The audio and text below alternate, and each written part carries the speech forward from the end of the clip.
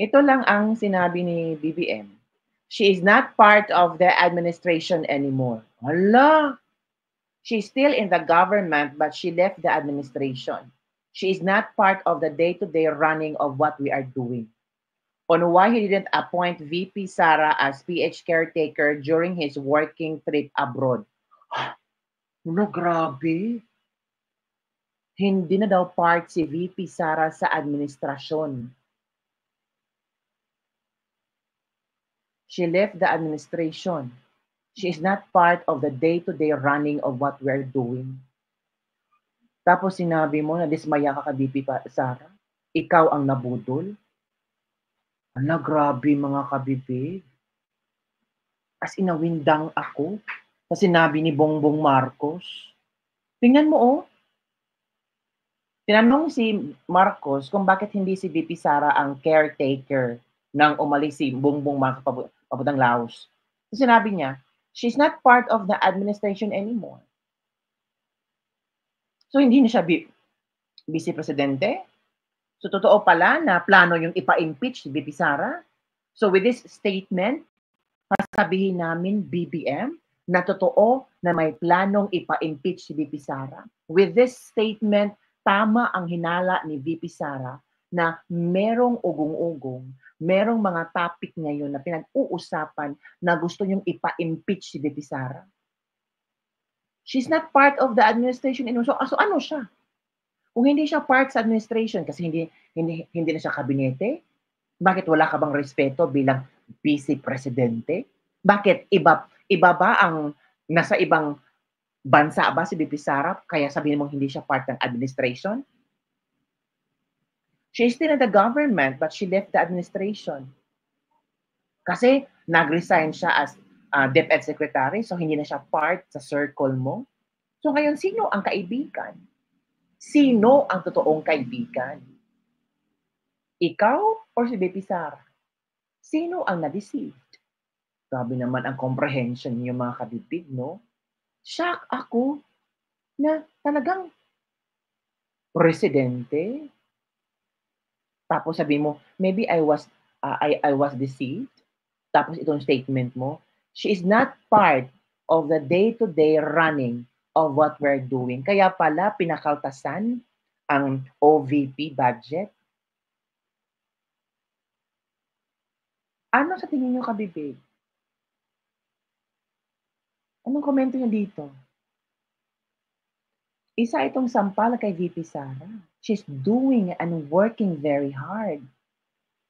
Tapos, ito ang statement ng ating presidente ngayon. Palakpakan naman dyan. Ang galing ng presidente natin.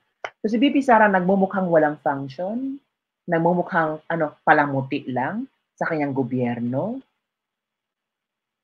Tingnan nyo, oh. So with this statement, kabibig, totoo pala na gusto nyong gorgorin ang mga Duterte, na gusto nyong mawala sa gobyerno ang mga Duterte. Diba? Grabe naman kayo kung hindi nyo makomprehend ang statement ni BBM. I think BBM is not very careful on his statement nowadays. Talagang na siya bulgaran ako bulgaran. Parang feel ni BBM, ito yung gusto mo Sara, kasi pagbibigyan kita. Ano kaya ang maging reply ni VP Sara sa statement ni Pangulong Bongbong Marcos? She is not part of the administration anymore.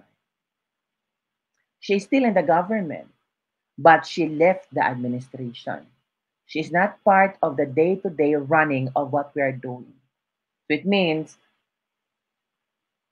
kasi si VP Sara noong DepEd Secretary siya, gamit na gamit siya ni BBM. Umalis si VP Sara kasi hindi naintindihan pamamalakad ng budgeting. I'm sure VP Sara explained her side regarding on the budgeting na may mga insertions. At hindi kaya ni VP Sara na parang magnanakaw siya. Diba? So ang ginawa, nag-left siya sa DepEd Secretary, as DepEd Secretary. Because of that, nung election, gamit na gamit mo si VP Sara, tapos ngayon basura na lang ang tingin mo kay VP Sara. Grabe ka naman. Alam mo, she's not part of the day-to-day running of what we're doing. Sige, If ganun ang pagtingin mo kay VP Sara na walang gamit, useless, palamuti, ano pa, you're nothing, parang ganun lang. Eh kasi ito,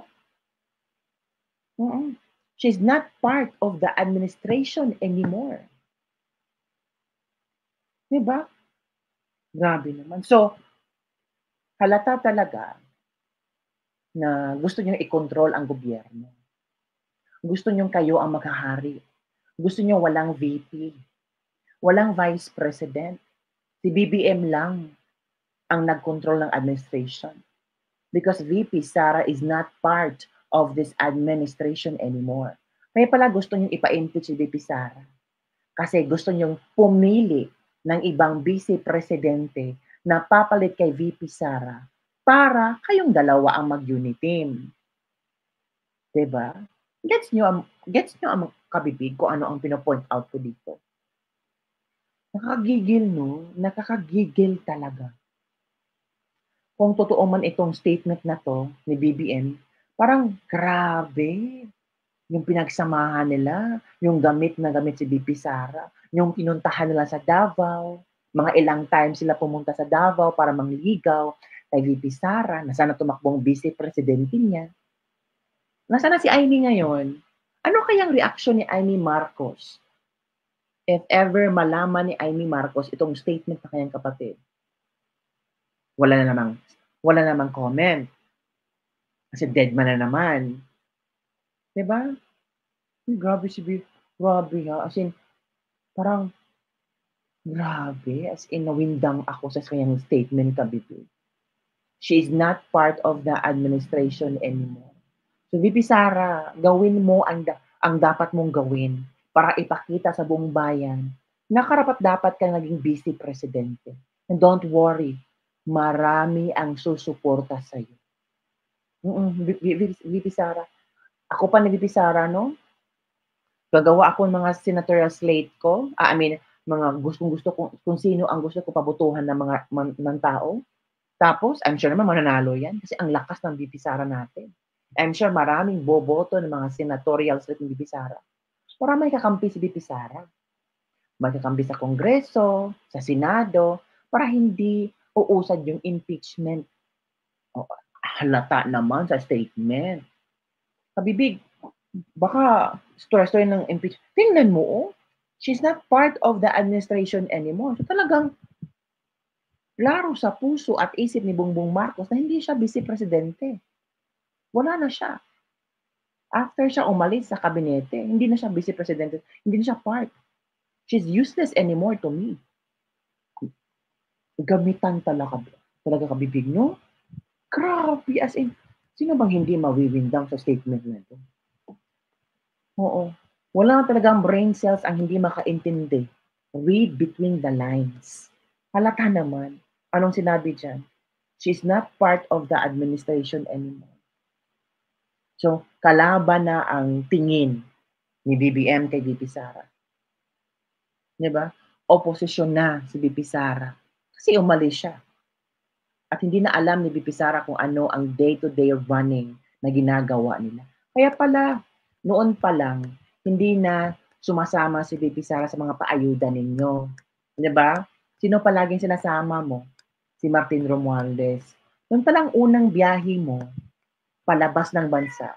Sinong palaging sinasama mo? Si Martin Romualdez. Si VP Sara ba? Did you invite VP Sara to come with you or to join with you to your foreign trips? Hindi naman na. Diba kung talaga unity team kayo, kayong dalawa. Diba? Baka si VP Sara ba, nakita lang niya pagbigyan ko lang si BBM kasi ang purpose naman niya ay pumunta sa ibang bansa para maghakot ng mga investments, mag-invite ng mga investors. Kumusta na? Ilang bilyones pa lang nakuha yung investment. Meron na ba ngayon? Baka wala na mahihirap ngayon kasi ang daming investment na kuha. Yung kabibig, sana nung magising na si VP Sara, kung kabibig nagising na si VP Sara, gusto ko yung gising na gising. Yung, sa Bisaya pa, dakog mata. Siga na yung mata, baka masuko na din siya ba? Oo. Sana maglabas siya ng statement din si VP Sara tungkol dito. Mga kabibig, So ano ang iyong komento tungkol dito? Basta ako, I feel betrayed. I feel um, pity to VP Sara sa statement ni Bongbong Marcos na she is not part of the administration anymore. She is still in the government, but she left the administration. She's not part of the day-to-day running of what we are doing. So wala talaga siyang, si VP Sara, hindi alam kung ano ang ginagawa ng gobyerno ng Administrasyong Bongbong Marcos, hindi na part si VP Sara sa administration, wala na siyang purpose, wala na siyang useless na siya sa administration kasi umalis siya eh. Hindi na kontrolado ni BBM si VP Sara. And that's good thing. That's good thing. Pero grabe naman yung sinabi niya, she's not part of the administration anymore. So, VP Sara, huwag ka mag-alala. Nandito talaga itong mga supporters mo. Kung meron mo silang hinahain ngayon yung impeachment, nandito lang kami susuporta sa iyo.